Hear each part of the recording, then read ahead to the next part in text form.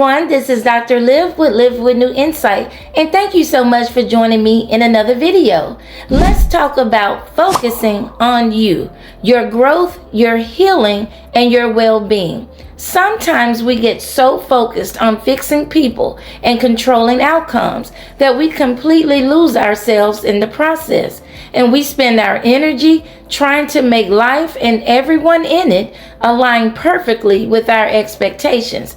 And slowly, our priorities might fall out of order.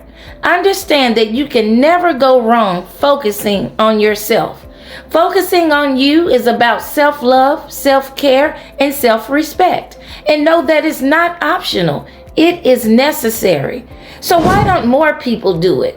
Why don't more people focus on themselves? Somewhere along the way, many of us were taught that putting ourselves first is wrong, selfish, arrogant, or inconsiderate, and that simply is not true. Some may feel guilty. They feel selfish prioritizing themselves. Others feel more rewarded by giving and doing for everyone else. And that's okay because giving is meaningful. Just don't leave yourself out of the equation. Others say they don't have time. They're too busy, too tired, or overwhelmed. And while that might be true, neglecting yourself always comes at a cost. Understand that when you don't focus on yourself, you may begin to overcompensate, lose yourself. You become emotionally drained and depleted, and you can lose sight of your hopes, dreams, goals, and plans. And your mental and emotional well-being is tied not only to how you show up for others, but also how you show up for yourself.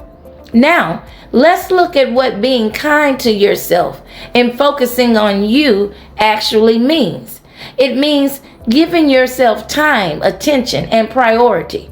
It can also look like the following: practicing self-care, pursuing your own interests and goals, setting boundaries that protect your energy, time, and emotional resources. And again, this is not selfish, it's healthy. Now, let's look at when it comes to relationships. Never start or maintain a relationship based on inauthenticity or self-abandonment, overcompensating, shrinking yourself, sacrificing your identity, freedom, independence, and life goals for a relationship, because that's not love. The moment you start doing the most for others while giving yourself the bare minimum, this is the moment you risk abandoning yourself.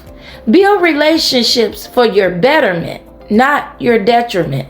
If you feel nervous to be yourself, if you're afraid to express your feelings or have needs, if you're compromising your boundaries and self-respect, that's your sign to pause and shift your energy back to you, what you can control.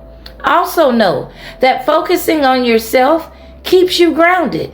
It helps you think clearly and make healthy decisions. It keeps you aligned with what truly matters and what keeps you safe. When situations are stressful, disappointing, or out of your control, especially if people disappoint you or don't live up to your expectations, you cannot control this. You cannot control how others think, feel, or show up for you, but you can control how you respond. So stop engaging in behaviors that keep you stuck and work against you. Redirect that energy back to yourself. Your needs don't stop because others don't understand, or they're not cooperating with you or compromising with you. And time is precious, so make the most of it. So I'll leave you with these two reflection questions. What can you do today to make yourself a priority? And what are you doing that is different, opposite, and challenging to form new and healthier habits? Because focusing on you isn't selfish. What is harmful is losing yourself, abandoning yourself, trying to keep everyone else comfortable. Focusing on you is how you grow, survive, and thrive. Thanks for watching, and I'll see you in another video.